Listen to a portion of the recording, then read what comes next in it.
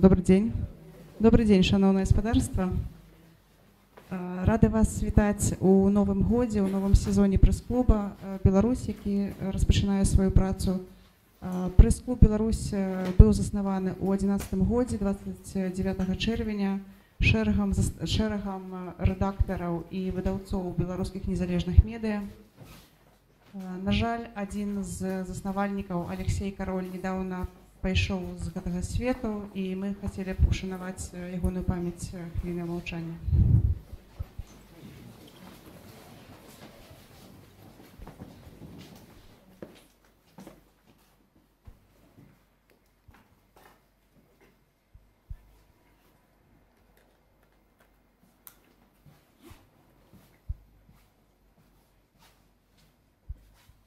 Дзякуй вялікі.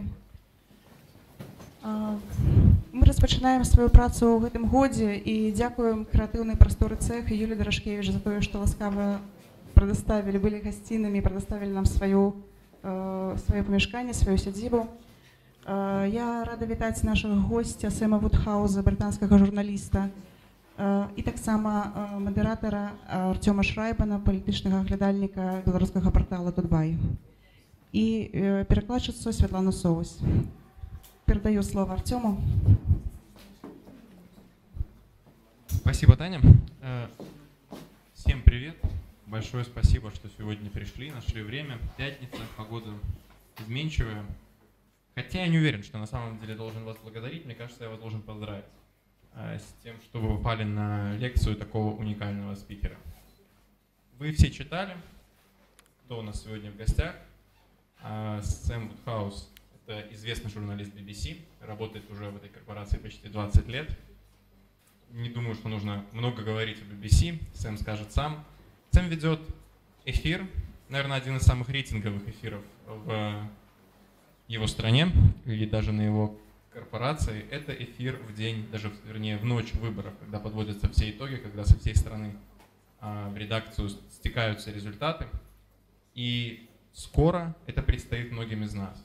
Я рад видеть здесь многих своих коллег из негосударственных медиа. Еще больше рад я видеть коллег из государственных СМИ, которых здесь тоже немало. И я думаю, не оттягивая сильно начало нашей увлекательной лекции, я передам слово Сэму. Hello. Thank you very much for having me.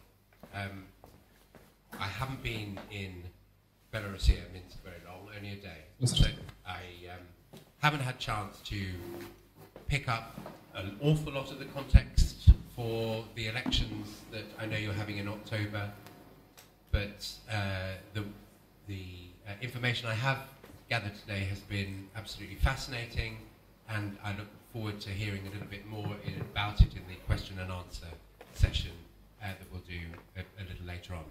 Спасибо, я очень рад приветствовать вас здесь. Пока только один день, и я еще не успел полностью познакомиться с местным контекстом, ситуацией, которая у вас, а также с тем, что в октябре у вас будут выборы, я об этом знаю.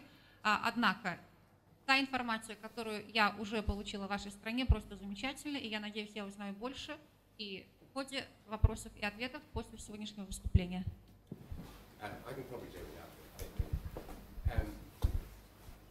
But yes, my name is Sam Woodhouse. I've worked for the BBC for BBC News for 20 years, always in politics. At the moment, I am the editor of the Election Night Results television programme, but over the last 20 years, I've worked in investigative journalism, in news, and a lot with debate and discussion programmes. Меня зовут Сэм Вудхаус. В настоящее время работаю на BBC и являюсь ведущим телевизионной программы, которая выходит по результатам выборов. Но кроме этого, на протяжении всего этого времени я также работал и в таких секциях журнализма, как исследовательский журнализм, а также проведение дебатов и прочее. Some of the things I was asked to talk about today include the work of journalists covering politics before elections in the UK, the work of journalists with political parties in the UK, and talk a little bit about how do journalists follow the results of the elections when they come in, and what sort of values underpin our reporting of political journalism.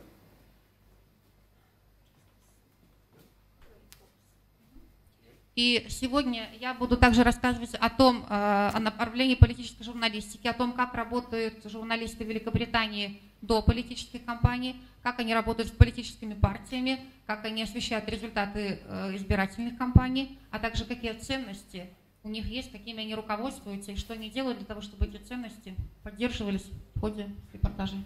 Now, I know we have some time at the end of this for questions and answers. But if you can't wait, to be honest, it's quite helpful to get a few questions along the way, just so I can have a bit of a breath and a glass of water. And I'm very happy to take questions as we go along as well. У нас с вами будет возможность задать вопросы и получить ответы в конце сегодняшней встречи, но если вы хотели бы что-то спросить уже сейчас, то добро пожаловать, у меня хотя бы будет время выпить стакан воды и ответить на ваши вопросы. Yeah, I will come to some of the practical ways that we cover politics in the UK in just a minute, but I wanted to start where all news organisations should start when thinking about how they cover anything, which is to work out to ask what values does the BBC have as an organisation which underpins everything that we broadcast.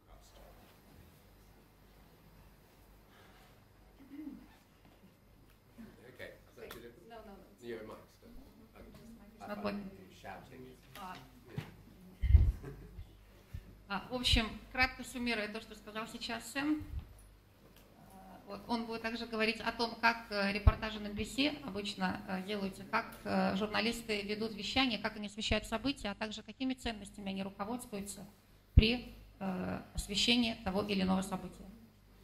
So the BBC makes us carry around identity cards which have, when they print our values on the back of them.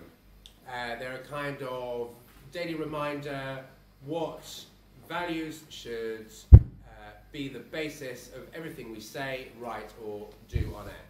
И на нашей ID-карточке, которую получают все журналисты, работающие на BBC, эти ценности прописаны так, чтобы каждый день они служили нам напоминанием то, чем мы должны руководствоваться в нашей работе. So the first one it talks about is that trust in us as an organisation is the foundation of the BBC, and that we are independent, impartial and honest. Первое, что написано на карточке, можно посмотреть, это доверие. Доверие означает доверие к нам как организации, которая является непредвзятой, независимой и неангажированной. Yeah. And there's other stuff on there. It talks about the audiences are at the heart of what we do. It talks about the quality of our output. It talks about being creative and respect for each other at work. But the first two words on that list, trust and impartiality, are the key words when that they hope will guide us when it comes to reporting politics. Помимо двух первых главных ключевых слов, которые стоят на нашей ID-карточке, доверие и непредвзятость, которыми мы руководствуемся при освещении политических событий, далее следуют также такие понятия, как наша аудитория, это кто является в центре наших событий, качество наших репортажей, креативность, а также уважение. I mean, I've been around the world a little bit talking about these values and how to cover elections, and visited some other countries and talked to similar groups of people there, and there's a wide range of opinions about how journalists should get involved in covering political campaigns. Я освещал многие выборы, многие политические события. Я также посещал много разных стран и встречался с разными журналистами. И существует огромное количество мнений и взглядов о том, как нужно освещать политические и выборочные избирательные кампании. I mean, last November I visited Burma, or Myanmar as it's known today, a very different country to Belarus, a far more third world country, much poorer, much less international. Its people have rarely traveled abroad. В прошлом ноябре я был в Бурме, более известная как Мьянма, страна, которая сильно отличается от Беларуси, является страной развивающейся. But there were some more similarities with how their elections worked. They were having very controversial elections, their first for many, many years, and lots of debate in their political system about how journalists approached the coverage of politics, particularly when opposition parties, some were taking part, some were not, and there was a lot of controversy about the fairness of the political process itself. Ситуация сложилась следующая. Там существовало очень много разногласий, как освещать избирательную кампанию. Она проходила первая кампания за последние 20 лет. Существовало большое количество противоречий, учитывая, что некоторые оппозиционные партии принимали участие в избирательной кампании, некоторые не принимали, и было совершенно непонятно, как в таком случае поступать. I mean, I was working with state broadcasters and with journalists who saw themselves as part of the opposition, and they pushed back at me very hard about the whole concept of impartiality as something they barely recognized. И я работал как с государственными вещательными компаниями, так и с оппозиционными журналистами, и с обоих сторон на меня оказывалось большое давление о том, что все-таки есть непредвзятость и как освещать события.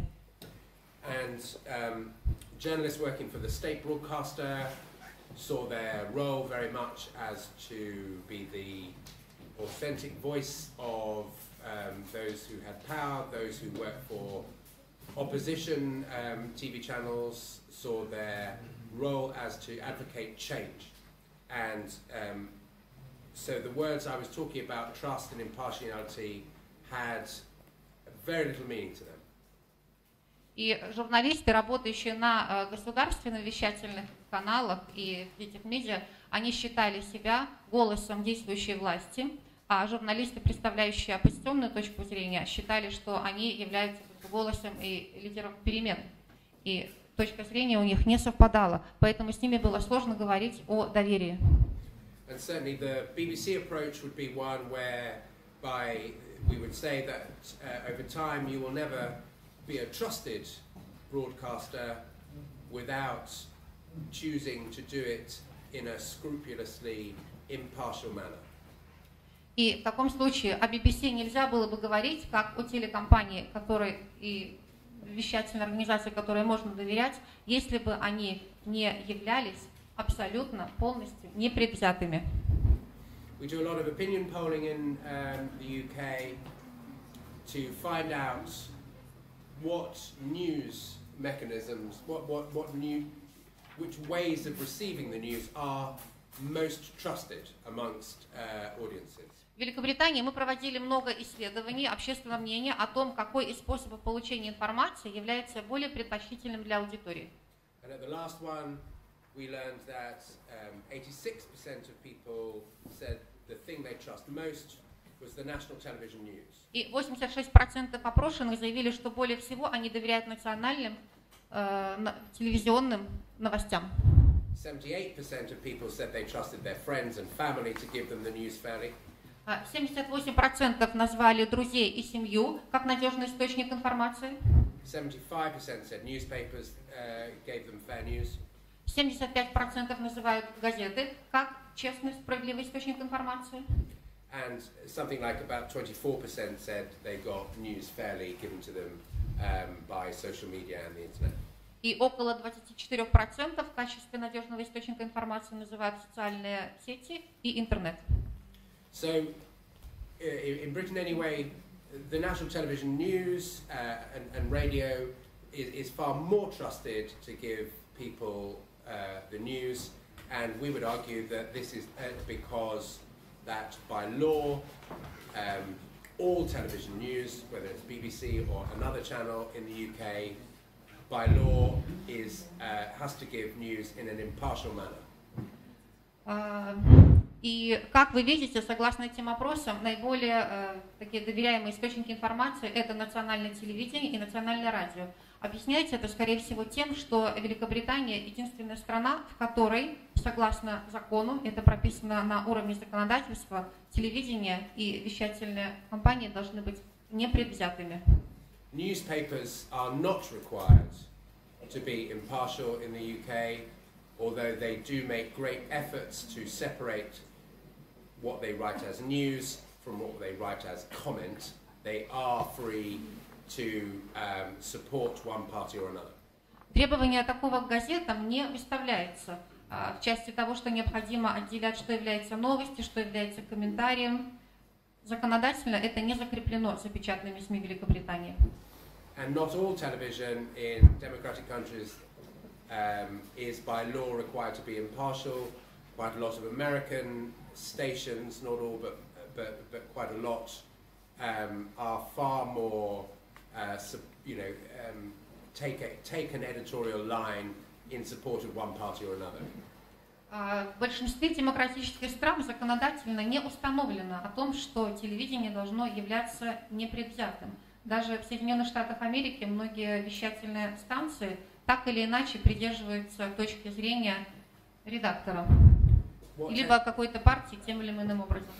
What you tend to find in America is that people who choose to watch one particular station that has a political viewpoint or is clearly supportive of one political view, those who choose to watch that station trust it a lot, but nobody else does.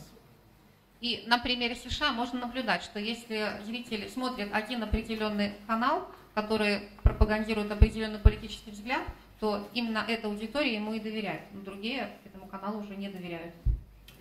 So what do I mean by impartiality then?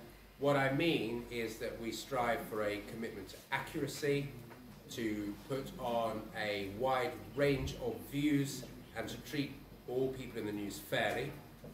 И под понятием непредвзятость в новостях мы понимаем следующие вещи. Первое – это точность, затем представление разнообразных взглядов и точек зрения, а также справедливость при освещении событий. So what we ask people to say is to trust us, and this is the most important phrase I will say today, is that our contract with our audience is that we will tell you the news from all angles. Сегодня я буду говорить об этом практически в течение всего моего выступления, но для того, чтобы нам доверяли, у нас есть такое понятие, как контракт с аудиторией. And this helps us be very trusted, but it does mean that you end up with very few friends amongst politicians because all of them feel that you haven't given them as much as they would like. But the effort to tell the news from all angles means that everybody gets their say over the course of a political campaign. И исходя из нашего такого подхода, среди политиков друзей у нас уже остается мало, поскольку они не рады, что им не предоставили возможности высказаться или не дали им столько информационного эфира, как бы мы того хотели. So what does this mean in more practical terms, in terms of how we cover campaigns and how we cover the news? First of all, we have written guidelines that we publish that govern everything we do on air. These guidelines are a kind of booklet that we put up on our website. И с практической точки зрения для освещения событий, что мы сделали? Мы подготовили своего рода руководство, это буклеты, которые публикуются также на нашем веб-сайте, в которых регулируется полностью, каким образом мы освещаем события и что может выходить в эфир. So these guidelines cover things like when is it permissible to stand outside a candidate's house with a camera without telling them in advance, for instance. И в руководстве установлены даже такие параметры, как, например, допустимо ли стоять возле дома кандидата, ожидая, пока он выйдет, для того, чтобы вести запись. It governs when what circumstances we're allowed to do opinion polling. It sets out what our complaints process is, and it goes out to public consultation, and the results of that are put on our website. And we as journalists have to conform with those sort of internal rules, so to speak. Также руководством регулируется то, когда и можно ли проводить опросы мнения, экзит-полы, какова процедура обжалования, на нашем веб-сайте публикуется информация по результатам публичных консультаций, публичных обсуждений. So these guidelines are intended to enshrine our values, and we invite people to hold us to them, and it gives us consistency in the kind of broadcasting we do, because we know what our boundaries are. И руководство это создано для того, чтобы наши ценности придерживались как мы, так и аудитория, с которой мы работаем, и также для того, чтобы люди понимали, что мы руководствуемся в своем вещании именно этими ценностями. So in more practical terms, what side of journalism do we do during political campaigns, where we do reports about particular constituencies or policy areas? Что касается журнализма и журналистских каких-то практик, мы делаем следующие вещи. Мы делаем репортажи из определенного избирательного округа, либо определенного политического округа. We have to ensure that everybody in that constituency who is standing as a candidate gets a fair share of the airtime. С нашей стороны мы обеспечиваем, чтобы каждый представитель этого избирательного округа получил равную долю эфира. We do reports about individual candidates. We do debates between candidates. Мы также делаем репортажи об отдельных кандидатах и снимаем дебаты между кандидатами. We try and do debates between national leaders. Мы стараемся проводить дебаты между национальными лидерами. There are investigative reports on things that need to be found out. Есть также такая часть, как журналистские репортажи, когда необходимо что-то исследовать, что-то узнать. And we do a big, as the results are being counted, we do a big show on television and another one on radio and online about the results as they come in, which is what I have been doing for the last. И во время подсчета голосов мы ведем эфир на радио, на телевидении и в онлайн-вещании по мере поступления информации по подсчету голосов. Именно этим я и занимался в своей работе. So I'll try and show some of these videos.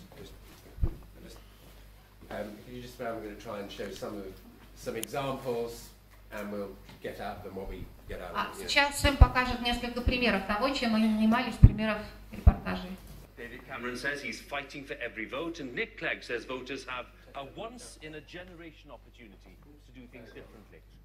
Our political editor, Nick Robinson, reports. So this is the last day of the campaign.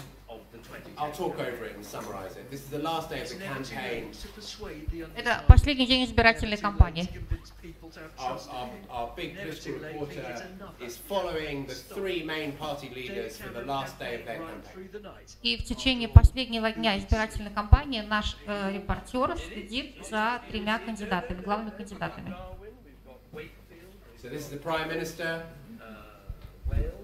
out on a battle bus, going in search of votes. Премьер-министр в автобусе ездит, собирает голоса. So the attempt here will be to make sure that the three main leaders get an equal appear in this in terms of equal time. И журналист старается, чтобы каждый из трех кандидатов получил возможность иметь равное время эфира.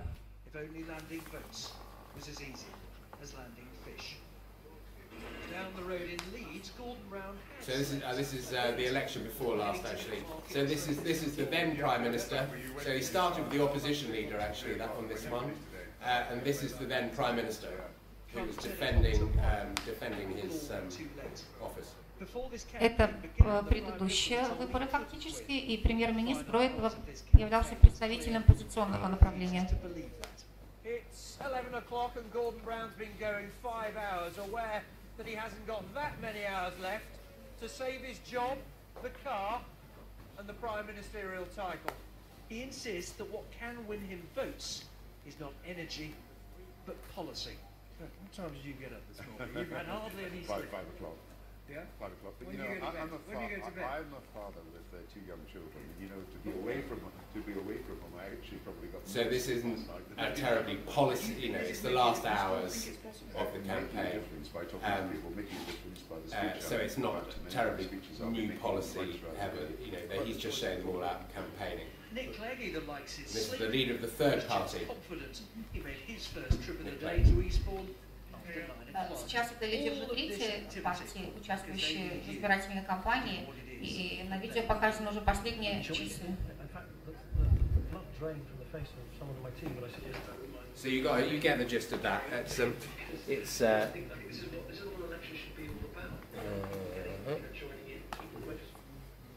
so that's that one. I mean, you get the gist of that. It's they're showing them all doing similar things, giving them equal number of questions. They're giving them equal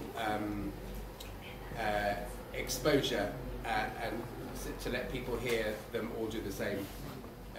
You know, they appear as equals.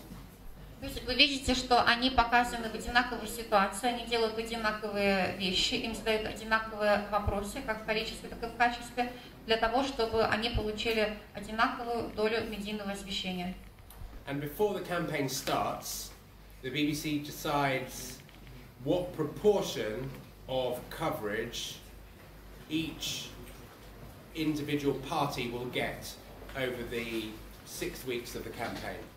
А перед началом избирательной кампании BBC определяет, какое количество освещения в медиа каждая из партий получит на протяжении 6 недель избирательной кампании.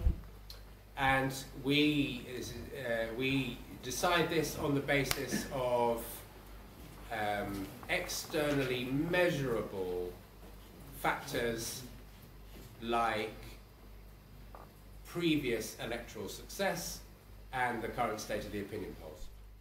Решение о том, о количестве предоставляемого эфирного времени мы решаем на основании четких критериев, которые можно отследить с внешней стороны. Это результаты предыдущих выборов, а также текущее положение дел. So, for the last general election, the party in government and the official opposition both got exactly the same amount of airtime during the campaign, and the leader of the third party there, who you saw in that briefly in that video, got about half as much as the two main ones. Half as much.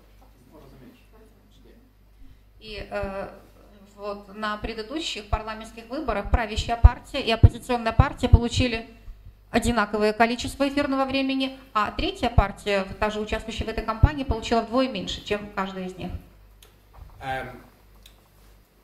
My point is that impartiality doesn't necessarily mean giving, and I remember trying to explain this to the Burmese, it doesn't necessarily mean giving each party exactly the same amount of airtime, to be fair.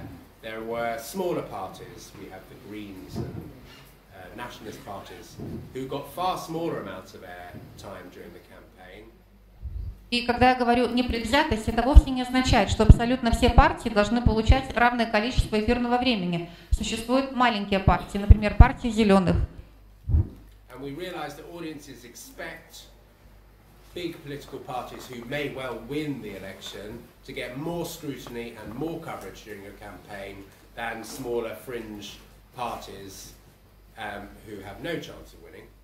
И мы, конечно, понимаем ожидания аудитории от того, что та партия, которая, вероятнее всего, победит в избирательной кампании, будет получать больше эфирного времени и больше освещения, нежели те маленькие незначительные организации и партии, которые не имеют шансов на победу. But this is an attempt to make sure that there is a fairness in the amount of coverage that any one candidate or one party gets. By looking at, you know, by thinking carefully about the proportions that they should get over a campaign. Но, как вы видите, существует справедливое разделение о том, что любая партия, участвующая в избирательной кампании, пропорционально получит доступ к эфиру и будет там и будет иметь возможность себя показать. This is made easier by the fact that during the 6 weeks of an election campaign, Parliament stops and politicians who have been in power are no longer allowed to fulfill their offices of state. Есть еще один момент. На время избирательной кампании те политики, которые работают в парламенте, перестают выполнять свои официальные обязанности на протяжении 6 недель самой кампании. So there's David Cameron, the Prime Minister, during the election campaign has to leave Downing Street. All his advisors have to hand in their government phones, and they go to their party headquarters and they fight the election from there. They're not allowed to fight it from their the buildings with, they're not allowed to make new announcements of government policy. На время избирательной кампании Дэвид Камерон в том числе покидает свою резиденцию на Даунинг-стрит 10 и перебирается в штаб-квартиру своей партии, и предвыборную гонку, борьбу он ведет из офиса своей партии. И не разрешается им делать никаких официальных заявлений от имени правящей партии, правящей коалиции. So there's no possibility of people saying, well, this bit of my day is the election campaign, but the rest of my day is all my governmental duties. It's all just an election campaign for 6 weeks. Поэтому ситуация о том, что, например, один кандидат говорит, сегодня это время я посвящаю избирательной кампании, а остальную часть дня я посвящаю своим государственным обязанностям, такой ситуации не возникает. And so the amount of coverage a political party might get might change from election to election. The third party leader that you saw briefly in that film had 57 MPs out of 650 in the British Parliament before the election in May. He lost all but 8. So he had a lot of coverage at the last general election, but because he did very badly in it, at the next election he will receive much, much less coverage.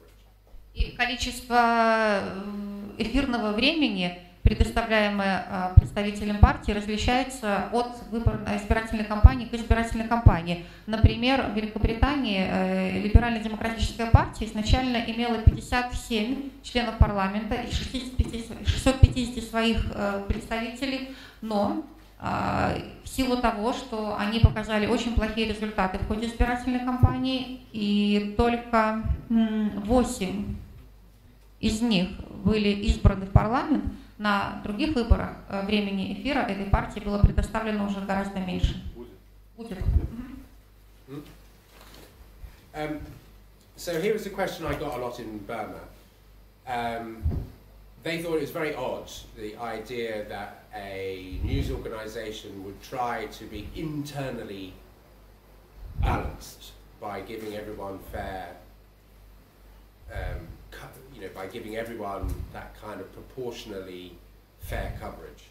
В Бурме мне был задан вопрос, и журналисты нашли это очень необычным, если можно так сказать, о том, что каждая из партий, участвующих в избирательной кампании, будет получать пропорционально сбалансированное количество эфирного времени. And they there thought it was part of the opposition television's role to balance the messages coming from state television. Они считали, что задачей их, как оппозиционных журналистов, является установление какого-то баланса по количеству информации, эфира, которая вещается на государственном телевидении. So you got a position where state television only covered the activities of the president and the vice president, and opposition television only covered the activities of Aung San Suu Kyi, the opposition leader. Складывается такая ситуация, когда государственные телевизионные каналы освещают только те события, которые происходят на государственном уровне, а оппозиционное телевидение освещает те события, в которые вовлечены оппозиционные лидеры. And the BBC position would probably be something along the lines of you can either be journalists who try and report and verify what's happening, or you can be journalists who want to be part of a movement for change, but it's not really possible to do both. А позиция BBC может заключаться в следующем, когда события освещаются равно, и каждой стороне дается равная возможность высказаться, но не является тем журналистом, которые считают, что они являются двигателем изменений. And eventually, the sort of journalism of campaigning for change eventually runs into a credibility problem. Потому что в итоге, если придерживаться такого правила, что журналисты борются за перемены, то возникает вопрос доверия. And I've already been asked several times in Belarus. A question I was asked again in Burma, where some opposition parties refused to take part in the election because they felt that it was not a free and fair election, was the phrase they used. И вопрос, который мне уже задавали и в Бирме, который мне задается здесь в Беларуси, это о том, что в определенной ситуации некоторые оппозиционные лидеры отказываются участвовать в выборах. And the BBC approach would be that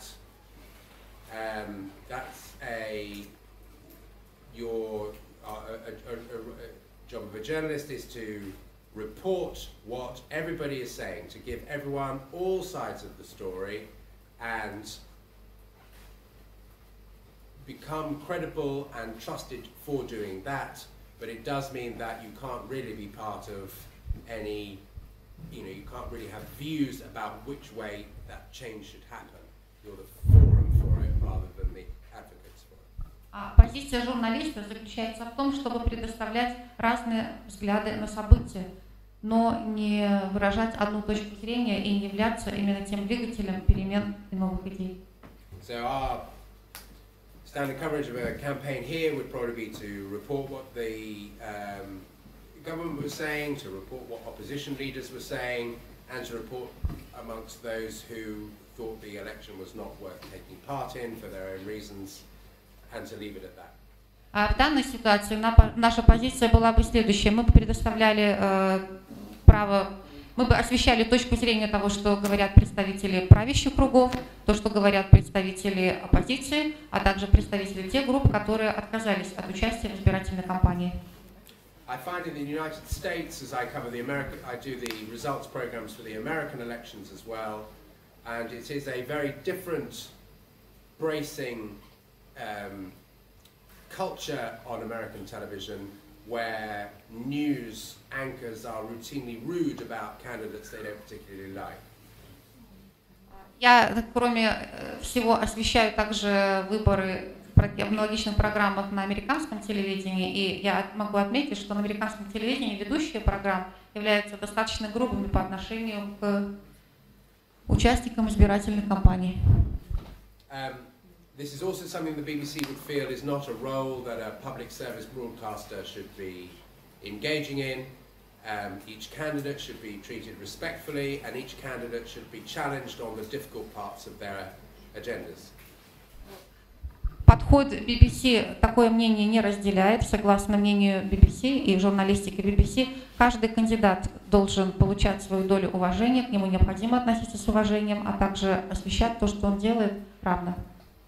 And the view is really taken that our job is to treat an election campaign as a politician's job interview. И мы рассматриваем нашу работу, это всего лишь как работа проводить политическое интервью. And you would treat each candidate with the same tone of voice, and impartiality is often about tone of voice as much as what questions are actually asked. И задавая вопросы, важно все, включая тон голоса. И при проведении интервью, включая политического интервью, очень важно также соблюдать этот непредвзятый тон голоса. Это одна из составляющих понятия непредвзятости. And the other thing I would say about America, in terms of it being a different system, is that there, political candidates have an alternative means of getting their views to the audience. Но и отличие американской системы заключается в том, что их политики имеют альтернативные подходы, как донести свои взгляды до аудитории. In the UK, paid political advertising is banned on all television stations, so the only way a politician has of getting their views across to the audience is by appearing on our news talk shows. В Великобритании оплаченная политическая реклама законодательно запрещена. Единственный способ на телевидении, единственный способ, как политик может показаться на экране, это быть в эфире новостей. In the United States, they have paid political advertising and they spend billions and billions of dollars on it each round. В США политическая телереклама разрешена, и на это тратятся миллиарды долларов. So when I was in the United States for the last presidential election, something like 15 minutes, just the week before, something like 15 minutes of each hour of television was political advertising. Когда я был в Штатах во время прошлых выборов, каждые 15 минут часа это являлось фактически на телевидении рекламой политической кандидатов. And it's absolutely dominant, but it is another reason why, you know, so that is their alternative way of getting their messages to the audience, but because Britain doesn't have that, that's another reason that news stations by law need to be impartial and fair.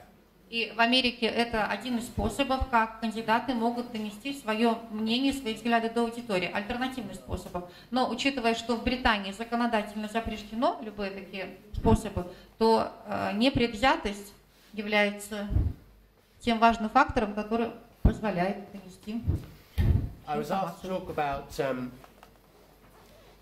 debates, because I know that there's a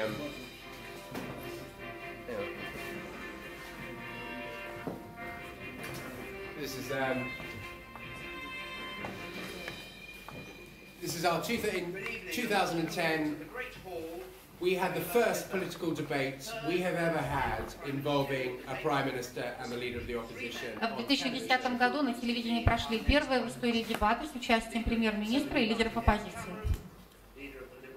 We had tried for years to get a debate with the Prime Minister and the main opposition leaders during an election campaign in front of a studio audience. Мы 4 года пытались провести дебаты с участием премьер-министра и лидеров оппозиции перед аудиторией. America's had them since Kennedy and Nixon, but Britain had never managed to achieve it. В Британии, в США дебаты проходили еще со времен Кеннеди и Никсона, но в Великобритании нам никак не удавалось их организовать. Because, of course, it was always the case that the candidate who was expected to win found a reason not to take part. Всегда это происходило из-за того, что тот кандидат, который предполагалось, что выиграет, находил какие-то причины, почему он не будет участвовать в дебатах. We thought this debate had a huge impact on the campaign. И эти дебаты оказали очень большое влияние на избирательную кампанию. And bear in mind that I don't know if you've seen our Prime Minister's questions in the House of Commons every single week.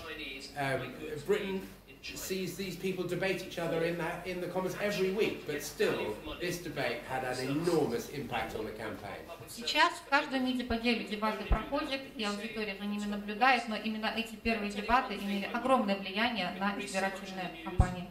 What happened was the third party candidate. Hang on, is this? That's very funny. Oh, it might start again. You just turn the sound out of it. You don't really need to hear this. Я немножко уточню, если позволите. Дебаты проходят давно, раз в неделю в парламенте. Это вот такая форма, вопросы премьер-министру. Там полчаса они отвечают каждую неделю. Но вот на телевидении он сказал, что вот первый раз именно предвыборные. The third party candidate,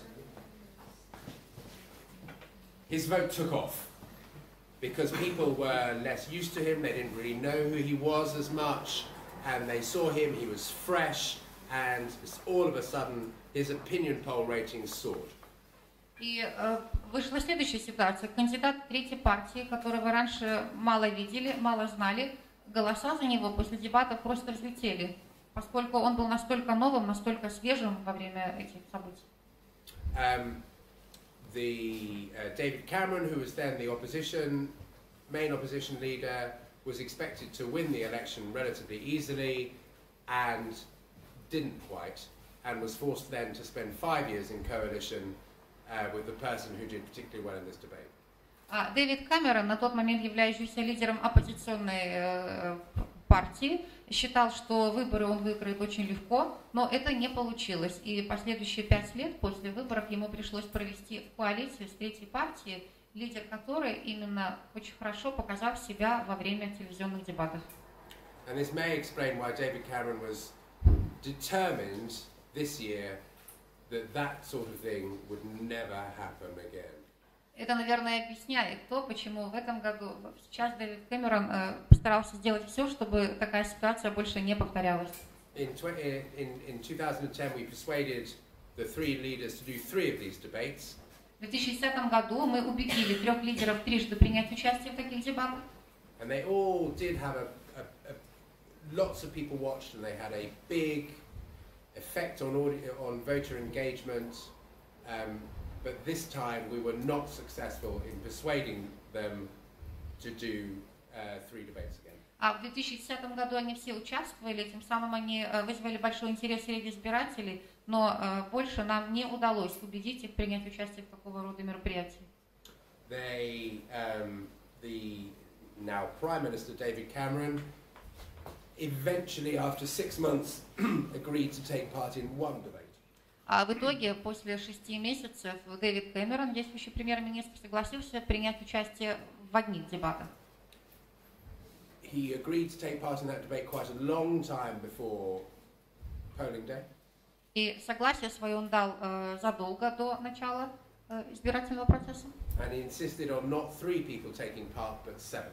Но он настоял на том, чтобы участие в дебатах принимало не 3 человека, а 7. And the reasoning or the calculation we assume was that with 7 people taking part, it was far more difficult for any one individual candidate to really take off and shine. Расчет основывался на том положении, что среди 7 человек будет достаточно сложно кому-то одному занять лидирующую позицию при выступлении. And what is certainly true is that everywhere where they've tried these debates, it's been far more advantageous to the fresher, newer candidate that people may not know very well. И, конечно же, такие дебаты всегда являются более выгодными, дают больше преимуществ такому кандидату, который является для публики незнакомым, новым. And the row between the broadcasters and the Prime Minister over the debates this year, where we were trying to get them to do 3 debates or with a smaller number of people, it did get vicious, yes. What happened? There was 1 debate, yeah. Вот. И в итоге все эти такие сложные переговоры телевещательных корпораций и политических лидеров привели к тому, что все-таки одни дебаты состоялись в этом году. And the government and the broadcasters had a terrific row about it all. Но при этом у вещательной компании и у правительства был очень большой конфликт. My reflections on these debates were that they were great pieces of television, and they really had a massive effect on audience and therefore voter engagement in the process. Я думаю, что такие теледебаты стали прекрасным образцом телевизионных репортажей и оказали огромное влияние на избирательный процесс. They were actually quite poor at scrutinizing or holding anyone to account, though. Они прошли достаточно нехорошо, можно так сказать. They were poor at getting answers out of the candidates. Вот, поскольку ответы от кандидатов получить оказалось достаточно проблематично. Because they didn't have to talk for very long. there were so many rules that were put in place about the moderator can't do very many follow-ups, that actually it was just too easy for them to give a mild answer, and very soon it was someone else's turn to speak. И из-за того, что было установлено много правил проведения вот этих дебатов, а модераторы недостаточно хорошо подготовили последующие позиции в ходе модерирования этих дебатов, они не прошли так, как планировалось. What they did agree to do was to do individual appearances in front of studio audiences, but without the other leaders. The calculation being that prime ministers don't like to appear on the same level as mere opposition leaders, but he would agree to go on his own. Вот, но в итоге пришли к такому раскладу, что они согласились выступить индивидуально, дать индивидуальное выступление. А расчет делался также на то, что премьер-министр, имея уже свой высокий статус, не соглашается появляться на том же уровне, на котором появляются рядовые члены оппозиционных партий. And actually that proved to be a far more dangerous and effective format to scrutinize any one of those candidates, because there wasn't anywhere to hide. And you had to take follow-up after follow-up after follow-up, because it wasn't anyone else's turn to speak anytime soon. Вот и такой подход к организации дебатов оказался более опасным, но и более эффективным, потому что кандидату приходилось отвечать один за одним, и от вопросов нельзя было отвертеться и спрятаться. What I would say in these events, though, is that if you are the broadcaster, there is a lot of scrutiny on how you put the audience together. И при таких вот событиях я, как телевещатель, могу сказать, что необходимо быть очень точным и очень детальным для того, чтобы организовывать такое событие. A politician that does badly, their first port of call will be to blame whoever put the audience together as biased. Вот, если политик покажет потом плохие результаты, первым его шагом будет обвинить того, кто собирал аудиторию, в предвзятости. Even this audience, who did not speak during the debate, that was one of the rules that they put down, as the audience weren't allowed to ask questions. Even that audience, we had to balance with 1/3 of supporters of one party, 1/3 the supporters of the opposition, and 1/3 the supporters of the third party, so that each politician had an equal number of supporters in that audience, even though they weren't allowed to speak. И в предвзятости могли даже обвинить аудиторию, хотя аудитория в ходе этих дебатов не разрешалась говорить и задавать какие-то вопросы. Аудитория подбиралась таким образом, чтобы каждый участник дебатов имел равную поддержку. Например, треть за одного кандидата, треть за другого, треть за третьего. And if I play the tape, you would hear the moderator explain two things to the people watching at home. One is, how did we select our audience? And second, how did we select our questions? И если я запись дальше пущу, там будет слышно, как модератор объясняет два момента. Как мы отбирали участников аудитории и каким образом мы формировали перечень вопросов. Because we find that if you don't do that and actually say it out loud on air how you did this, people will assume that there's been some kind of bias. Поскольку если заранее в эфире не объяснить принцип подбора аудитории, а также принцип выбора вопросов, мы будем обвинены в предвзятости. Just finding these, the answers, the length of answers are timed by stopwatches. Lights go on when the one candidate's had too long speaking, and there is a grid drawn up about who gets the first answer to each individual question. So the one candidate does not get to start each time. Вопросы задаются следующим образом. Есть вопросы, и длительность ответа и время на ответ регулируется часами. Как только время истекает, загорается световой сигнал, и при этом еще есть таблица, где отмечается, какой кандидат дал первый свой ответ. Ну, таким образом, получается, что кандидаты не отвечают по порядку один за одним. I was asked to talk about working with the political parties, the journalists at headquarters, the politician at party headquarters. And over breakfast they showed me one or two of the pre-submitted questions that had come into this session. Мне также задавали вопросы, озвучивали просьбу о том, чтобы я рассказал, как мы работаем с политическими партиями. И мне уже заранее поступили вопросы сегодня утром. And one of the questions that was asked was, who reaches out to who? Do the journalists reach out to the politicians, or do the politicians come and try and find the journalists? И мне задали такой вопрос. Как осуществляется, собственно говоря, коммуникация? Журналист ищет политика, либо политик связывается с журналистом? Well, you know, it's probably true that in Britain during an election campaign, the most dangerous part of Britain is between a politician and a camera. В Британии, наверное, самое сложное взаимодействие – это взаимодействие политика и камеры. We don't have to work terribly hard to get politicians into our studios, but working with politicians the world over is a very fractious, tense, and argumentative experience. Вот, нам не представляется сложным позвать политика в аудиторию, но достаточно сложно ему там работать. There are a lot of complaints. There are daily, often hourly experience in every newsroom. Жалоб очень много. Это наш опыт ежедневной работы, ежечасной работы в студии. And this is actually where the guidelines, the written guidelines I mentioned earlier, come in very useful. Именно в этом нам очень хорошо помогает руководство, нами разработанное, которое я говорил вам ранее. I mean, obviously you have to decide whether the complaint is fair and whether you should correct an inaccuracy. И когда поступает жалоба, мы вначале должны определить, была ли эта жалоба точно обоснованной, и определить.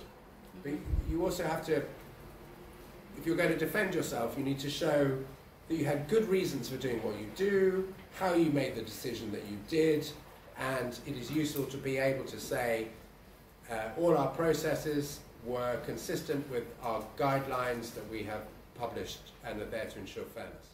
И мы тогда имеем возможность объяснить, что все то, что мы делали, как мы это делали, все это руководствуется нашим внутренним руководством. And the way that you respond to complaints shouldn't be seen as a nuisance, but it's part of being accountable to your viewers. А то, как мы рассматриваем поступившие жалобы, это всего лишь говорит о том, что мы являемся ответственными и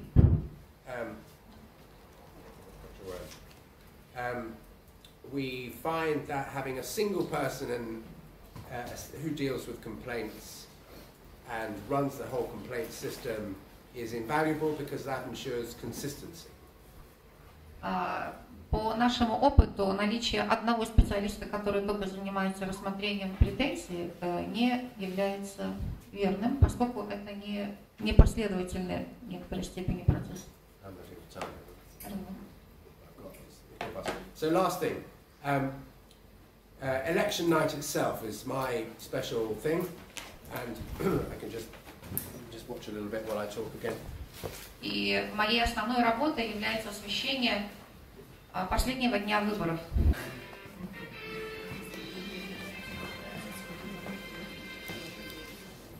So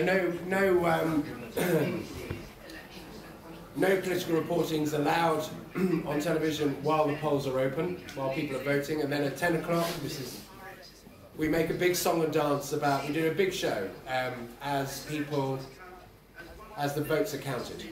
До 10 вечера, пока открыты избирательные участки, проводить политические репортажи нельзя. Но после 10, когда начинается подсчет голосов, мы можем это делать. This is the show I did in May, and the results took 20 hours to come through, and we spent a lot of money on allowing people to see the results of what they have voted for. Эту передачу я делала в мае. В течение 20 часов формировались итоговые результаты, они были предоставлены только через 20 часов. So there are graphics here which try and help explain the race between the two leading parties. Но в итоге люди получили информацию о том, как подсчитывались голоса и получили результаты. В программе существует очень много графиков о том, как шел подсчет. There are There are, so they have a big studio that we obviously spend a lot of money on. There are other presenters who give individual results as they come through. This is what this woman is going to do with her screen. На это мы потратили много денег, была огромная студия, туда приходили и ведущие, и предоставляли определенную информацию. Вот сейчас там женщина какая-то уже. We have something like 140 satellite trucks out at the count centers where the votes are actually being counted. И в местах подсчета голосов мы где-то разместили около 140 спутников, которые передавали нам информацию. Соединение через спутниковую связь по подсчету голосов. So I'll just stop there because people were asking about a specific thing earlier on. Здесь я сейчас остановлю запись, поскольку меня спрашивали о очень специфических вещах.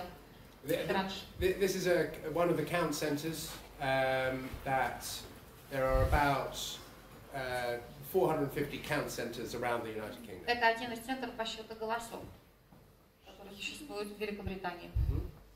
And someone was asking me about the mechanisms by which votes are counted and how that's done and what kind of scrutiny is allowed of votes as they are counted. И мне задавали вопрос о том, какова методология подсчета голосов. So what you tend to get is you get these tables in a big sports hall with the counters on the inside of the tables and scrutineers from each political party around the outside. И, как вы видите, в этом зале установлены таблички на экранах написано количество голосов, а наблюдатели от каждой политической партии могут подходить. And the scrutineers see them count and pick up on anything which is particularly they don't like and complain to the man who's in charge of the count at this center.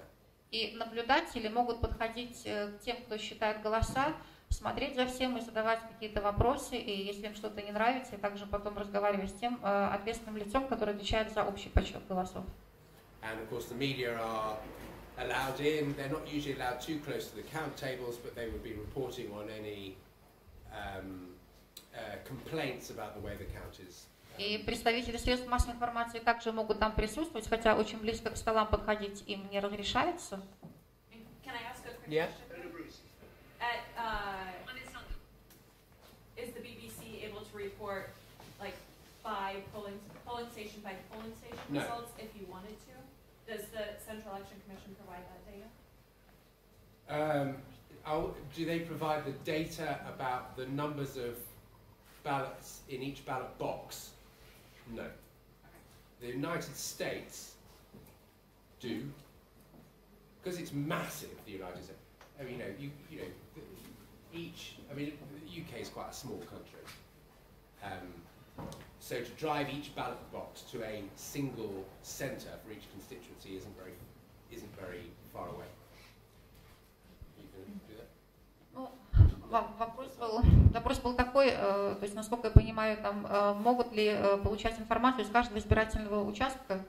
Вот, но он говорит, например, в Великобритании такая практика может быть применена, но, например, поскольку это достаточно маленькая страна, но в США эта система не работает, и бюллетени из каждого избирательного участка принести, наоборот, вернее, пересчитать нельзя. So the ballot boxes are driven to a count centre and counted there. In America, as I understand it, because it's so huge, a lot of the ballot papers are counted where they are voted. Yes, but like you would know the results of that polling station, Yes. even though they're counted at the counting Yeah, center. they don't keep records, which Okay. annoys us actually, Okay. because we try and do an exit poll, which involves standing outside individual polling stations and working out the change since last time we stood outside this thing, but we don't know how many votes were in that, which is why American exit polls are so much more accurate than ours. So it's a minor thing, but but no, we don't. That's really hard to. И в Великобритании они не знают, какое было количество бюллетеней, поскольку информация об этом не сохраняется. И нас это определенным образом раздражает. Хотя в США ситуация совершенно другая. США США просто очень много участков, и они знают, они подсчитывают их на месте и знают результат.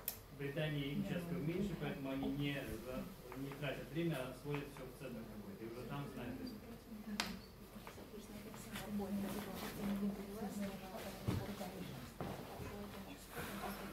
Yeah.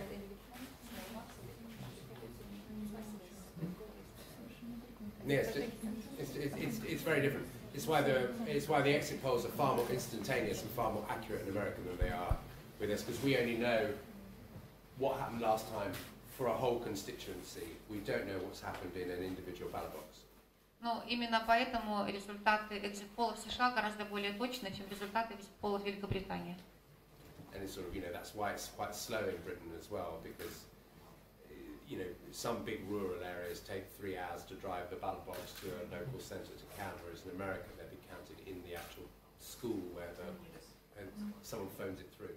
Это еще одна из причин, по которой результаты объявления выборов в Великобритании занимают так долго времени, потому что иногда требуется часа 3 для того, чтобы просто привести урну с бюллетенями до той точки, в которой они будут подсчитываться, а в Штатах все считается сразу на месте, и результаты, очевидно, на месте.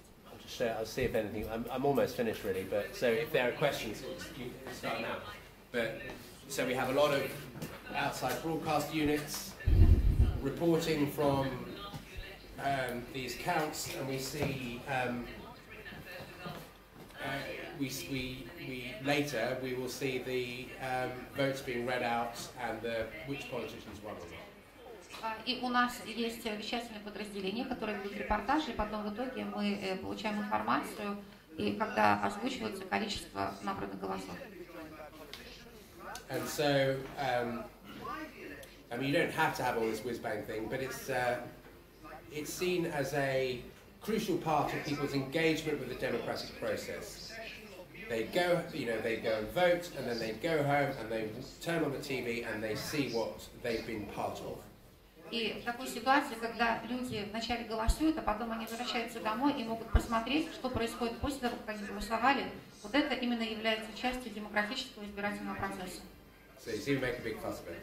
So, and I would say that immediately after the polls have closed, the need for a strict formula for who gets what airtime goes out of the window at that point. И сразу же по закрытию избирательного участка формула о том, кто сколько эфирного времени получает, уже больше не работает. Все, она закрывается. So that's pretty much everything I prepared to say. I'm keen to hear your questions. I would just say that kind of impartiality model can be achieved over time, and everyone makes mistakes in it, and there are huge rows that break out, but in the end, we've always felt as a BBC that having an audience that trusts you in the end is the most powerful card you can have as an organisation. И стоит сейчас сказать, что этот сам принцип непредвзятости, что является нашей самой сильной картой BBC как телевещательной организации, это для нас главное. Хотя могут существовать различные вещи на пути к этому. Это будут и конфликты, и мы делаем много ошибок, но тем не менее мы к этому стремимся. So rush forward with your questions, please. The Americans know. А теперь ваши вопросы, пожалуйста. Если в вашу редакцию попадает фото и видео из полиции, где обыскивают наркокурьеры или проституток, и находят визитку кого-то из кандидатов, ваши действия.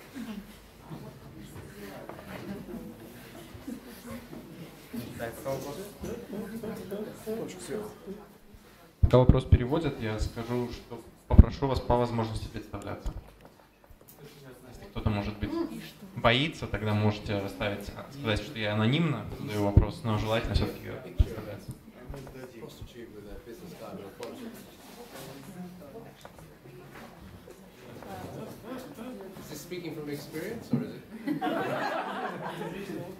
Из личного опыта вы приводите пример? Well, what does a politician have to say on it first? Наверное, вопрос в том, что политик об этом скажет. А что делать редакция? Well, at first you'd seek first you try and work out. There'd be quite a lot of thought about who gave you the picture, what sort of source are they, what has the politician got to say about it. There'd be all sorts of these kind of considerations that you wouldn't rush and tweet it, no. В Твиттере однозначно ничего делать не надо, потому что возникает много вопросов. Откуда у вас эта фотография? Кто является источником информации? Что об этом скажет сам политик? Не торопитесь. It would be the beginning of a long, careful process by which you try to work out what had happened. Who said that she was a prostitute? Такая ситуация будет всего лишь началом длинного исследования, чтобы понять, что произошло. Является ли на самом деле эта девушка проституткой? What has your informant got to gain by giving you this? Does that possibly mean that other questions should be asked of other people before someone rushed to publish it? И что получает ваш информатор? Какая для него выгода в том, что он вам передал эту информацию? Поэтому перед тем, как действовать, необходимо оценить всю полученную информацию. And the typical question would be, what do the lawyers say? И, конечно же, стандартный вопрос: что скажут юристы? Because if you found to have published something that detrimental to someone's professional representation, professional reputation, you're going to be in a lot of trouble. So it would be something you absolutely would want to nail before anyone published anything about it. Поскольку если вы пустите такую информацию в публикацию, у юриста будет очень много вопросов, она может разрушить чью-то профессиональную репутацию. Поэтому необходимо подумать перед тем, как далее работать с такой информацией. Консультироваться с юристом.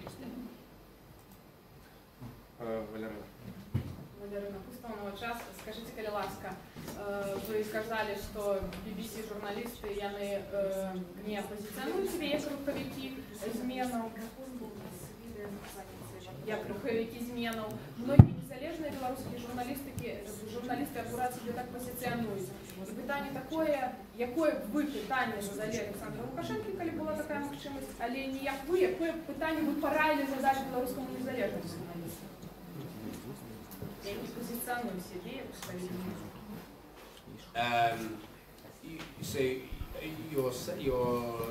What would I recommend you ask the president? What do people want to ask the president? I would no doubt ask him because my viewers are probably interested in his view on foreign affairs and what's happening in the Ukraine and what's happening with Putin and things, because that's probably what my viewers are interested in. I've no particular insight into what Belarusian voters are. What's controversial? This is his. Every however many years, he gets to reapply for his own job. You have the opportunity of sitting down with him and asking, holding him to account for what he's promising, level of wages. I'm sure that you would have a good idea of the agenda, and I would ask him those. But they would probably come from what you thought people wanted to know. Всем полагаю, что, наверное, сам вопрос будет основываться на том, что хотят знать люди, которые здесь живут, поскольку у него нет необходимой информации глубокой о том, что происходит в Беларуси. Но, кроме того, он говорит, что, вероятно, интересно было бы взгляд президента на международные...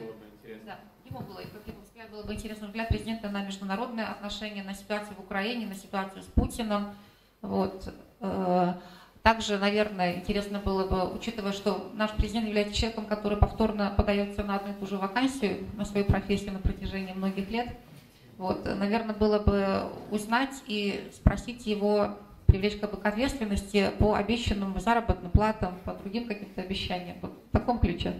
And in general, to the first part of your question, people who see themselves as agents of change are politicians.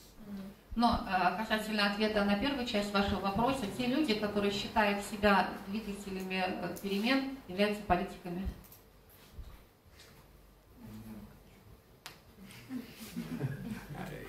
It's a controversial message, but you find yourself at some point, people who want to be agents of change will face questions about their credibility. as impartial bringers of news, and they will have to face that as a real difficult question for them. Возник и сложный вопрос, и возник противоречие, потому что те люди, которые считают себя двигателями новых идей, к ним будет возникать вопрос доверия.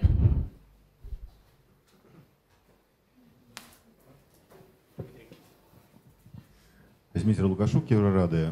Я розумію, що інша зовсім ситуація у вас, і у вас, наоборот, політики бігають за журналістами, а не журналісти за політиками у час виборчої кампанії. Але ситуація під час виборів, коли, скажімо, треба давати усіх кандидатів на посаду роўнай меры, але один з кандидатів, скажімо, відмовляється супрацоўнічаць з вашай телекампаніяй, з BBC, каментары даваць, браць удзел у праграмах. Як вы выходите з такой ситуации?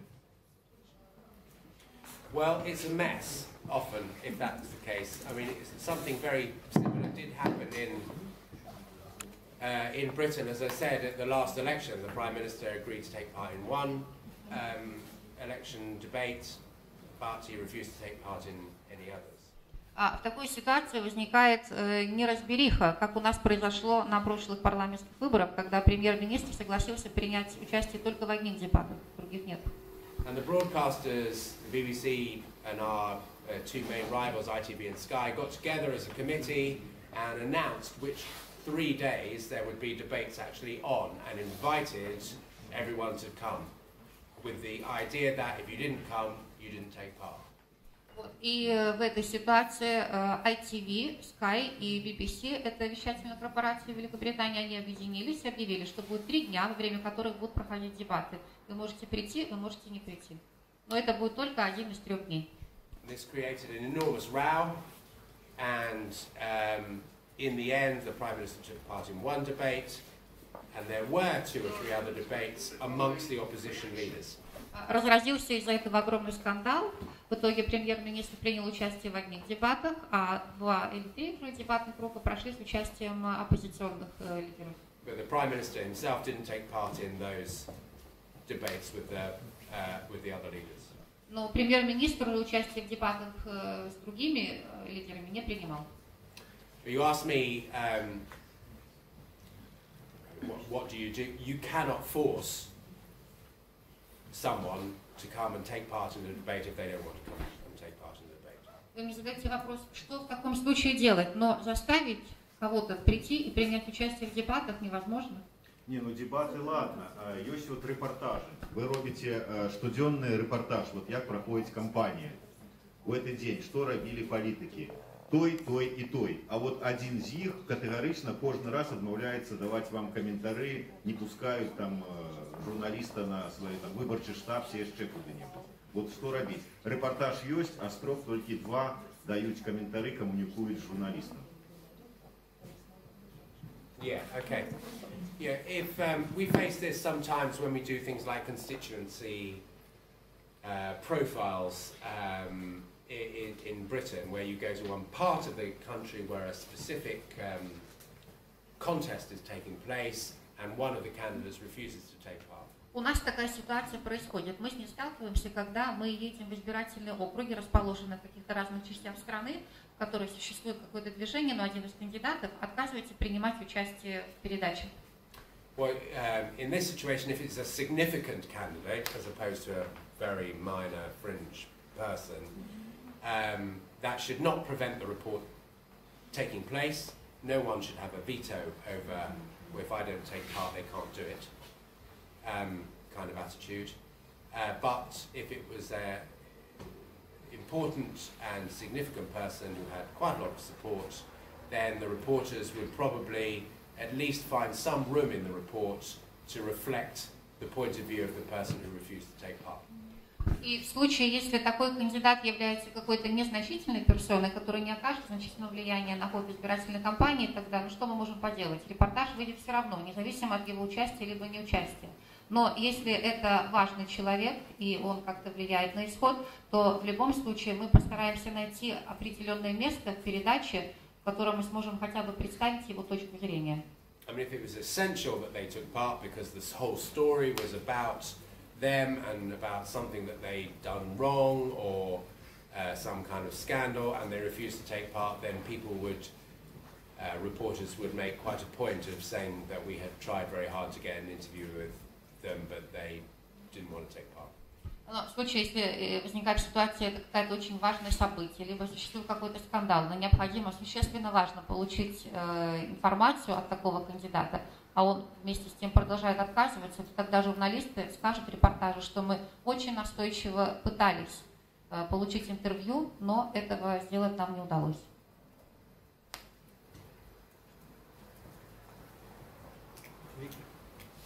У меня простой вопрос. Лично вы каждые выборы голосуете за одну и ту же партию? Это та партия, в которой вы состоите? И куда вы деваете свою партийность, когда работаете журналистом?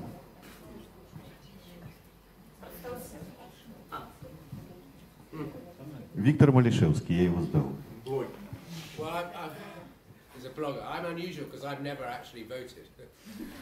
Я, наверное, необычный человек, я никогда не голосовал. Started working at the BBC 20 years ago. This is very unusual, and many of my colleagues, think that's ridiculous. С начала моей работы на BBC, а это 20 лет назад, я никогда не принимала участие в голосовании. Наверное, это странно, необычно, и многие мои коллеги находят это очень странным. But I quite like, there are a lot of people in Britain that see it as a civic duty to vote, and would criticise me for never voting, but personally I quite like doing these programs and putting them together, and when I talk to politicians, as I do every day, I just like to know in the back of my own mind that I don't vote for anyone. Вот многие из граждан, которые считают, что голосование, участие в голосовании, это гражданский долг каждого из нас, наверное, считают, что это неправильно, но мне лично ближе позиция, когда я делаю передачи о выборах, я общаюсь с политиками, но я не голосую. But there are lots of journalists who are members of political parties. We're allowed to be members of political parties. We're certainly not allowed to campaign for political parties or stand for office. Но есть много журналистов, которые состоят в политических партиях, поддерживают политические партии, однако им нельзя продвигать и принимать участие в кампаниях по продвижению этих политических партий, а также нельзя баллотироваться. And how do we leave our political opinions at home? Well, if you go in there trying to tell all sides, with your job is to tell all sides of the story, it's really not that difficult.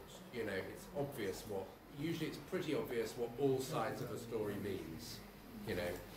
А в нашей профессии, как вы говорите, для того, чтобы оставить свое мнение за дверью, это не так сложно, потому что в нашей профессии необходимо высказать разные точки зрения. Пока у нас зреют новые вопросы, если можно, я воспользуюсь правом модератора, задам один свой, вот по этой же теме. I'll probably ask it in English and then briefly translate to those who didn't understand. Do the reporters of BBC, are they basically allowed to express their political opinions on social networks? Are they allowed to participate in rallies, political rallies? I mean, are they allowed to write opinion pieces, maybe to other outlets? No. And so on? To all three questions? All three questions. Even on social media? Even on social media. Мой вопрос был, могут ли репортеры BBC высказывать свою точку зрения на митингах, в социальных сетях или написанием аналитики или мнений даже на других сайтах, на все три вопроса ответ нет. Not about a matter of public controversy, and actually the way that people get into trouble is often on social media because they bang something off in a taxi when they're a bit drunk, and it's not quite the same kind of scrutiny and carefulness about their on-screen appearances. Вопрос несколько спорный, потому что, как правило, проблемы возникают тогда, когда люди начинают что-то писать в социальных сетях. Обычно они немного выпили, начинают щелкать по клавишам, и что-то потом выскакивает. And I remember you said one of the pre-prepared questions, pre-submitted questions was, can journalists have friendships with politicians? Один из вопросов, которые мне задали сегодня предварительно, его показывали утром, может ли журналист дружить с политиком? And I, you know, when you asked me that, I sort of thought of, for some reason, you know, Venus and Serena Williams, the tennis players, you know, who, you know, they're sisters, they get on great, but, you know, on the tennis court, it's you know, a proper, you know, it's business, it's a professional engagement, and, you know, no one tries any less hard just because they're sisters. И тогда мне на ум пришла ситуация с сестрами Вильямс. Это спортивная, в общем, там журналистика, они работают в спорте, и они не пытаются, да, они не пытаются сделать что-то там больше, чем свои спортивные достижения. Они сестры, но они играют в теннис. У вас был вопрос.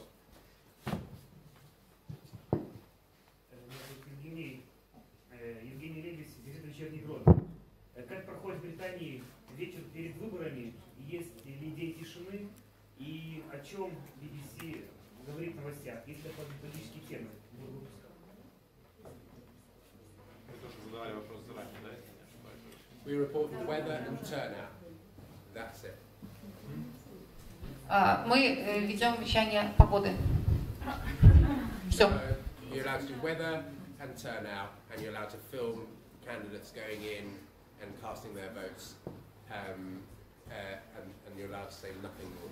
Even on social media. Погода, как заходит на избирательные участки, мы можем также показать, как кандидат заходит на участок, как он бросает свой бюллетень, но не больше. То же самое и в социальных сетях.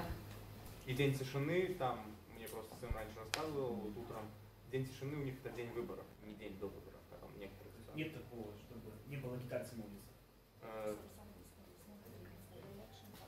The day of voting. And there is no such situation where there are no, you know, agitation on the street, in the street. So there is no a day where. Well, they can, but no one's going to report it, so they don't bother. Фактически, даже если есть какая-то агитация или кампания, журналисты об этом в этот день просто не сообщают. Пожалуйста. У меня вопрос. Вы сказали, что журналисты ошибаются. Вы могли бы привести пример ошибок журналистов, которые повлияли на исход избирательных кампаний?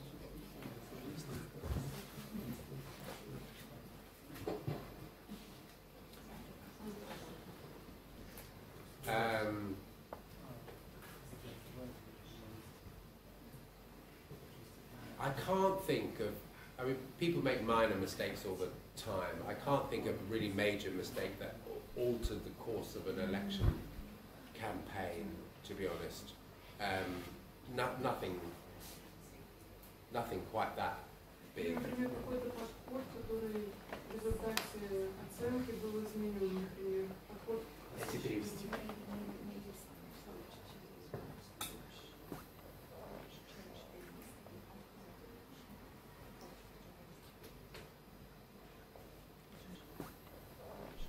Я переведу этот фрагмент. Сэм говорит, что мелкие ошибки, конечно же, происходят, но значительных, важных каких-то нарушений, которые повлияли бы на исход, он припомнить не может.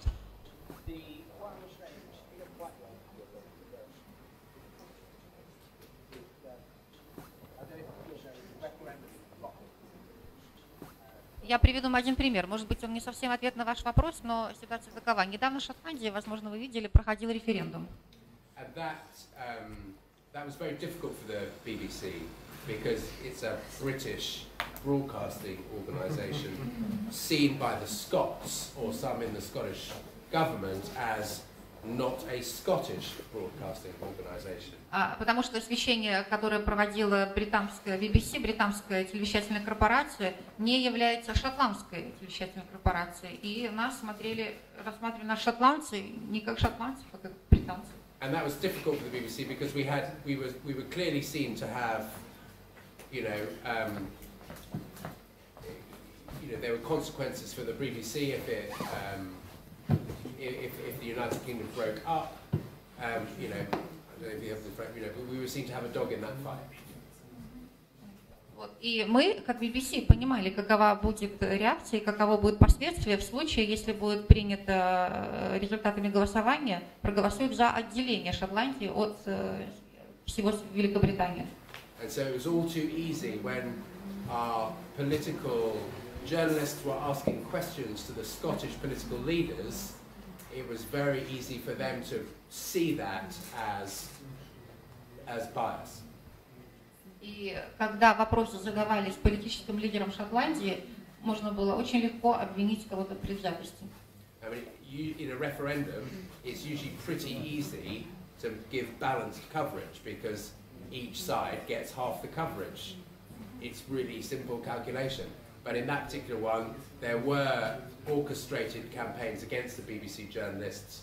Their faces were put on banners. There were an awful lot of falling out about it.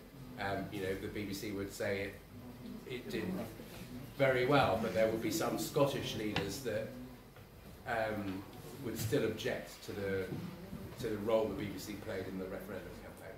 То есть ситуация, с одной стороны, такова, что было достаточно легко освещать такие события, и этот, в том числе как референдум, поскольку каждая из сторон получает равное количество медийного эфира.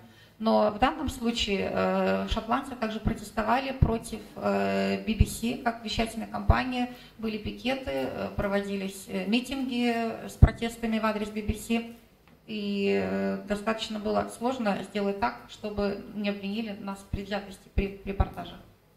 And there have been other examples where the government has got really furious with the BBC for what it sees as undue impartiality.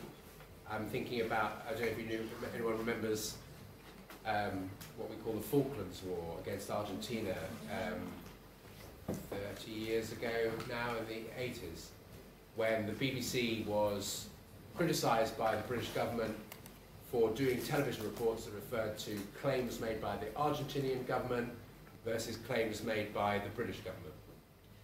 И еще одна была ситуация, когда очень сильно BBC критиковала британское правительство в ходе освещения конфликта, который произошел 30 лет назад в Аргентине, когда BBC представляла и точку зрения аргентинского правительства, и британского правительства. Но из-за особенностей освещения этого конфликта BBC подверглась сильной критике со стороны британского правительства.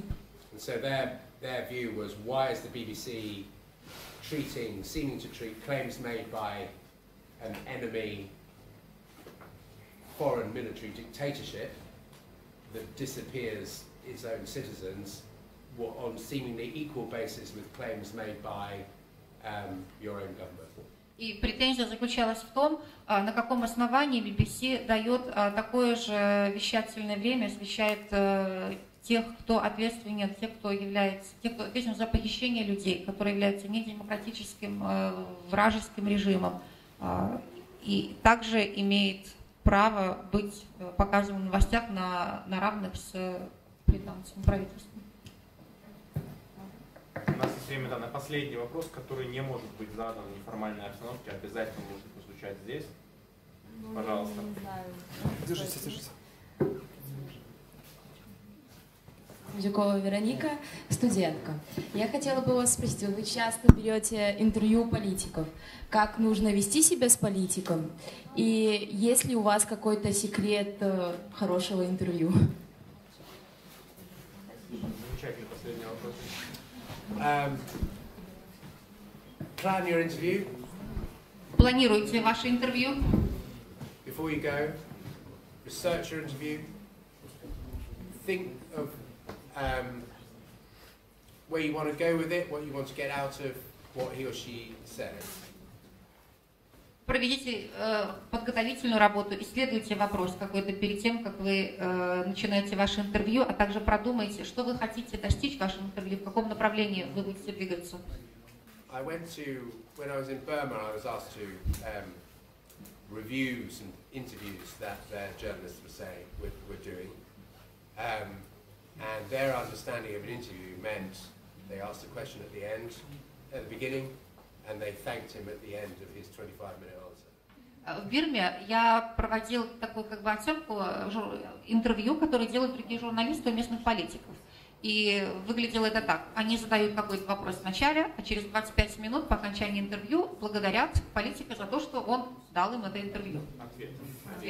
Yeah, your job is to get answers to the questions, and if you're not getting answers to questions, you know, you can ask it again.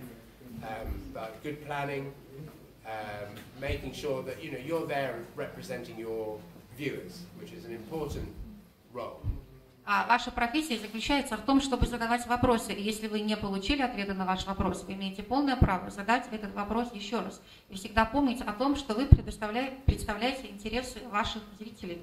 And ideally, you're trying to get them to say something new. И в идеале необходимо заставить интервьюируемого сказать что-то новое.